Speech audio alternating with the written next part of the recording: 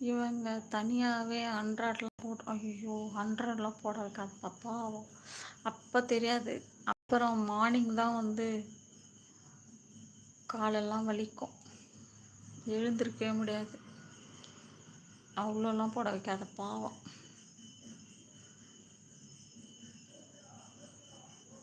நடக்கவே முடியாது, எந்திரிக்க முடியாது அவ்வளோலாம் போட்டாங்கன்னா.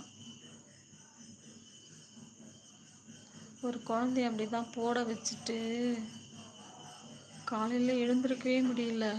அந்த குழந்தையால ரெஸ்ட் ரூம் கூட போக முடியல.